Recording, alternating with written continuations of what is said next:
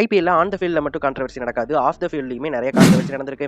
அப்படி நடந்த top 3 IPL controversies. Number 1, 2011 காலகட்டத்தில் விஜய் மல்லையாவுடைய பையனான சித்தார்த் மல்லையாவும் தீபிகா படுகோனும் ரிலேஷன்ஷிப்ல இருந்தாங்க. அவங்க அதிகமாக மேட்ச் பார்க்கவும் வந்திருந்தாங்க. அப்படியாக 2011 ஆர்சிபிக்கு கேகேஆருக்கு ஒரு மேட்ச் நடந்து அந்த மேட்ச்ல கெயில் அபாரமா விளையாடி ஆர்சிபி ஜெயிக்க வச்சிருந்திருப்பாரு. மேட்ச் முடிஞ்ச உடனே எல்லாருமே செலிப்ரேட் பண்ணியிருப்பாங்க. தீபிகா படுகோனும் நம்மளுடைய சித்தார்த் மல்லையாவும் ஓவரா போய் கிஸ்ஸிங் செலிப்ரேஷன் பண்ணியிருப்பாங்க. கிரவுண்டுக்குள்ளேயே வச்சு 2 பேரும் கிஸ் பண்ணி இருந்திருப்பாங்க.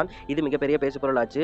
அந்த போட்டோ நியூஸ்ல எல்லாம் வந்து இதெல்லாம் வீட்டில் வச்சு கூடாதாமா அப்படின்னு சொல்லிட்டு நிறைய பேர் விமர்சிச்சிருந்தாங்க. நம்பர் 2, பொதுவா டீம் ஓனர்ஸ் எல்லாமே அரங்கத்துல இருந்து தான் மேட்ச் பார்ப்பாங்க, பிச்சுக்குள்ள ரேரா தான் என்ட்ரி கொடுப்பாங்க. அப்படியாக ஷாருக் கான் 2012ஆம் ஆண்டு கொல்கத்தாவும் மும்பை இந்தியன்ஸும் ஆன ஒரு மேட்ச்ல என்ட்ரி கொடுக்க ட்ரை பண்ணி இருந்திருப்பாரு. அப்போ வான்கடை செக்யூரிட்டி கார்ட்ஸ் எல்லாருமே அவரை தடுத்து இருந்திருப்பாங்க.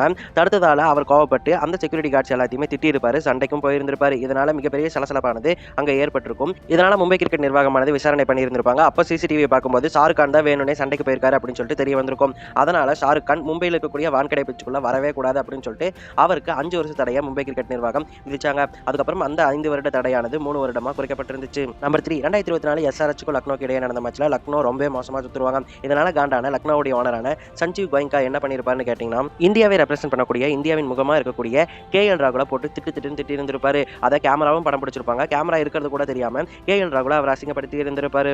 இல்ல நான் கேட்கிறேன், எல்எஸ்ஜியில் இருக்கக்கூடிய சின்ன வீரர் திக்வேஷ் ரெட்டி அவர் சின்ன ஒரு செலிப்ரேஷன் பண்ணிட்டாருன்னு சொல்லிட்டு அவருக்கு ஃபைன் போட்டீங்க இல்லையா?